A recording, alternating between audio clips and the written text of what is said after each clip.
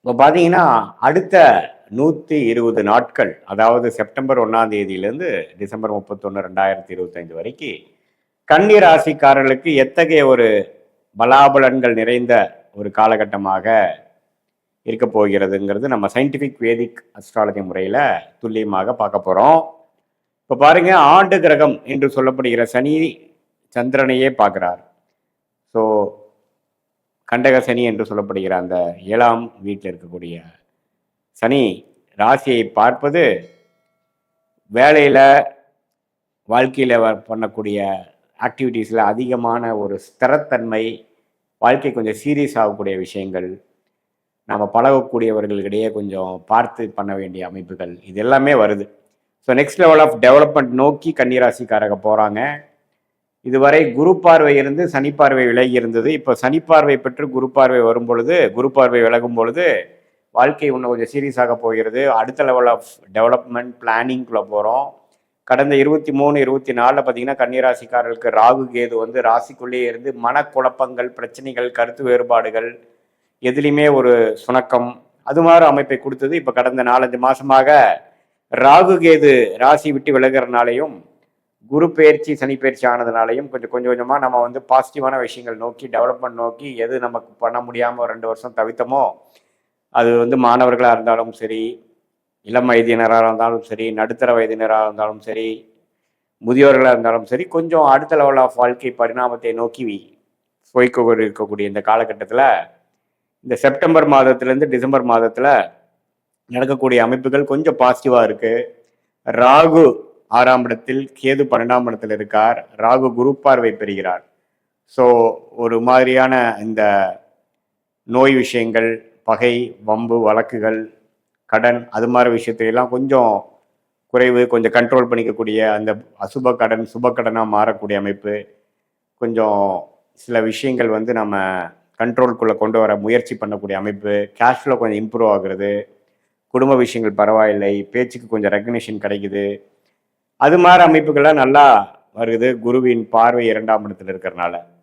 So September மாதத்திலிருந்து பார்த்தீங்கன்னா இந்த மாத கிரகம் என்று சொல்லப்படுகிற ராசி அதிபதி ஆகிய புதன், சுக்கிரன், செவ்வாய், சூரியன்லாம் பார்த்தீங்கன்னா அப்படியே ராசிக்கு 12ஆம் இடத்துலேருந்து ராசிக்குள்ள 1ஆம் இடம், 2ஆம் இடம், 3ஆம் இடம், அது மாதிரி ட்ராவல் பண்ணுறாங்க. ஸோ இது எப்படின்னா செப்டம்பர் அக்டோபர்லாம் ராசி அதிபதியே ராசிக்குள்ளே வரும் பொழுது, அப்புறம் அடுத்த மாதங்கள்லாம் குரு பார்வை பெறும்பொழுது நல்ல சில விஷயங்கள், விசேஷமான சில விஷயங்கள், ஒரு மேஜிக் மாதிரி சிலது நடக்கக்கூடிய அமைப்புகள் உண்டு. குறிப்பாக செப்டம்பர் அக்டோபர் மாதத்தில் பார்த்தீங்கன்னா நிறையா உழைத்து, நிறைய முயற்சி செய்து முடிக்க முடியாத சில காரியங்கள் டக்குன்னு முடியக்கூடிய அமைப்பு, வரவேண்டிய பணம் வருவது, நம்ம எதிர்பார்க்குற ப்ரொமோஷன் டக்குன்னு கிளிக் ஆகுறது, நம்ம படிக்கக்கூடிய அமைப்பில் வந்து பார்த்திங்கன்னா நமக்கு வேணுங்கிற கோர்ஸ் கிடைக்கிறது, வேணுங்கிற காலேஜ் கிடைக்கிறது, விசா கிடைக்கிறது, இது மாதிரி பல நற்செய்திகள் வந்து நம்மளுடைய வாழ்க்கையில் நடந்து காதில் கேட்டு நம்ம அதன் மூலமாக கொஞ்சம் மகிழ்ச்சி பெறக்கூடிய அளவுக்கும் குதூகலம் பெறக்கூடிய அமைப்புகளும் நடக்கக்கூடிய அமைப்பாக அந்த புதன் சுக்கிரனின் சஞ்சாரம் குரு பார்வை பெறும் பொழுது நடக்குதுங்க. ஸோ அந்த டைம் நீங்கள் எல்லாம் யூஸ் பண்ணிக்கணும். அடுத்தடுத்த நிலைமைக்கு போகக்கூடிய அமைப்பு வேணுங்கிற விஷயங்கள் செய்துக்கணும். அதே சமயத்தில் ஒரு சொத்து வாங்குறது, இடம், வீடு, வண்டி, வாகனம், புதுசாக ஒரு கோர்ஸ் ஜாயின் பண்ணுறது, இது மாதிரி வயசு வித்தியாசம் இல்லாமல் கன்னிராசிக்காரர்களுக்கு நல்ல நல்ல விஷயங்கள் டக்குன்னு நடக்கக்கூடிய அமைப்புகள் கண்டிப்பாக உண்டு. இதுவரை செவ்வாய் ராசிக்குள்ளேயே இருந்து ஜூன், ஜூலை, ஆகஸ்டெல்லாம் கொஞ்சம் பிரச்சனை கொடுத்துட்டு இருந்த, மைண்டில் ஒரு கிளாரிட்டி இல்லாமல், பார்ட்னர்ஷிப், தொழில், வேலையில் வந்து கொலீக்ஸ் கிட்ட எல்லாம் கொஞ்சம் ஒரு சுமூகமான ஒரு விஷயங்கள் இல்லாமல், ஒரு அணுகுமுறை இல்லாமல் போயிட்டு இருந்ததெல்லாம் கொஞ்சம் மாறி அடுத்தடுத்து கொஞ்சம் பிரச்சனைகள் தீர்ந்து, கொஞ்சம் மனக்கவலைகள் தீர்ந்து, கருத்து வேறுபாடுகள் தீர்ந்து, கொஞ்சம் சுமூகமான அமைப்புகள் வரக்கூடிய அமைப்புகள் இருக்குது. குடும்பத்தில் கணவன் மனைவியிடையே கொஞ்சம் மேன்மையான சில அன்னோனியங்கள் வரக்கூடிய அமைப்புகள் இருக்குது. பிரச்சனைகள் குறையக்கூடிய அமைப்புகள் இருக்குது. கடன் கொஞ்சம் குறையக்கூடிய அமைப்புகள் இருக்குது.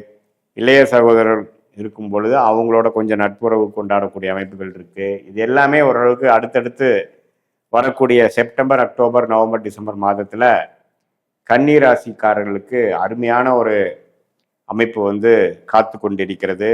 இதில் வந்து தசாபுக்திகள் வைத்து தான் இன்னுமே துல்லியமாக பலன் சொல்ல முடியும். ஏன்னா இப்போ நீங்கள் பார்த்தது பார்த்தீங்கன்னா ராசி அதிபதி எப்படி வந்து இருக்கிறார், ஆண்டு கிரகங்கள் எப்படி இருக்கிறாங்க, மற்ற கிரகங்கள் எப்படி இருக்கிறாங்கன்னு சொல்லி ஒரு கோச்சார முறையில் சனி பயிற்சி, குரு பயிற்சி, ராகு கேது பயிற்சியில் நம்ம பார்க்குறோம். பட் உங்களுடைய ஜென்ம ஜாதகத்தில் நீங்கள் பிறந்த தேதியில் பிறந்த நேரத்தில் எப்படி வந்து நீங்கள் பிறந்திருக்கீங்க, எந்த லக்னத்தில் பிறந்தீங்க, உங்கள் லக்னாதிபதி எப்படி இருக்குது, அந்த தசா புக்திகள் எப்படி இருக்குது, அந்த தசநாதனும் புக்திநாதனும் இப்போ நம்ம பேசின கோச்சாரத்தில் எப்படி இருக்குது, அப்புறம் அந்த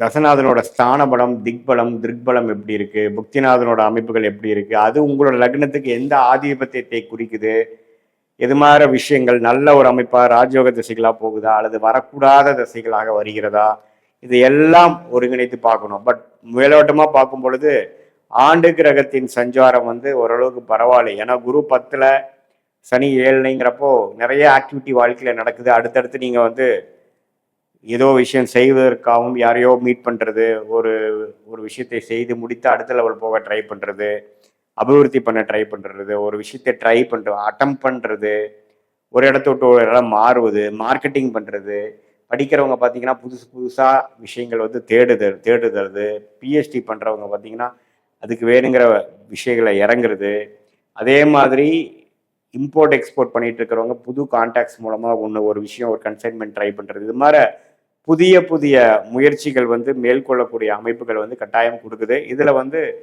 நம்மளுடைய யாரோட நீங்கள் டீல் பண்ணுறீங்களோ அவரோட கொஞ்சம் முன்னெச்சரிக்கையாக இருக்கணும். ஏன்னா 7ஆம் இடத்துல சனி இருப்பதனால கொஞ்சம் அப்படி இப்படி இருந்தோம்னா சில பிரச்சனைகளும் கொஞ்சம் நம்ம எதிர்பார்க்குற மாதிரி அவங்க நடந்துக்கல அப்படிங்கிற மாதிரி அமைப்புகளும் கொடுக்கக்கூடிய வாய்ப்புகள் உண்டு. பட் மாத கிரகங்கள் பார்த்தீங்கன்னா ஓரளவுக்கு சூரியன், செவ்வாய், சுக்கிரன், புதன் எல்லாமே ஓரளவுக்கு ராசிக்கு 12லேருந்து ராசி 1, 2, 3ங்கிற ஒரு நல்ல பாவத்தை போகும்பொழுது சில பேர்த்துக்கு பார்த்தீங்கன்னா வீடு, வண்டி, வாகனம் வாங்குற ஒரு விசேஷம், ஒரு அமைப்பு வந்து இந்த டிசம்பர் மாதத்துக்குள்ளே வரக்கூடிய அமைப்புகள் உண்டு. ஸோ இது மாதிரி பல விஷயங்கள் வந்து இந்த மாத கிரகத்தின் சஞ்சாரம், இந்த இந்த ஆண்டு கிரகத்தின் பார்வைகள்லாம் வரும் பொழுது கடந்த 2023, 24 எப்படி வந்து ஒரு ஸ்டக்கான மாதிரி ஒரு ஃபீல் நமக்கு வந்ததோ அது படிப்படியாக மாறி இப்போ போயிட்டு இருக்கிறதுல இந்த செப்டம்பர்லேருந்து டிசம்பர் வரைக்கும் நடக்கக்கூடிய இந்த அமைப்பு, இந்த காலகட்டம் வந்து ஓரளவுக்கு நல்ல கிளாரிட்டியை நோக்கி போகக்கூடிய ஒரு அருமையான அமைப்பை கொடுக்கக்கூடிய அமைப்பு உண்டு. இது வந்து பார்த்தீங்கன்னா பொதுவான பலன் தான். நீங்கள் ஜென்ம ஜாதகத்தில் பார்க்கும் பொழுது லாங் டேர்ம் என்ன, ஷார்ட் டேர்ம் என்ன, அடுத்த வரக்கூடிய காலகட்டங்கள் வந்து எப்படி இருக்கு, எது மாதிரி முடிவுகள் எடுக்கலாம், எது மாதிரி முடிவுகளை தவிர்க்கலாம், நம்மளுடைய கர்மா என்ன சொல்லுது, இது எல்லாமே நம்ம துல்லியமாக பார்த்து சயின்டிஃபிக் வேதிக் அஸ்ட்ராலஜி முறையில் தக்க முடிவுகளை எடுத்து அதே சமயத்தில் அந்த மாதிரி வாழ்க்கையை நம்ம வந்து நம்மளுடைய திட்டத்தை தீட்டி அது மாதிரி நம்ம வாழ்க்கையை செலுத்துமே ஆனால் வெற்றி எளிதில் பெற முடியும் என்று சொல்லி விரும்புகிறேன். மீண்டும் மற்றொரு காணொலியில் சந்திப்போம். நன்றி, வணக்கம்.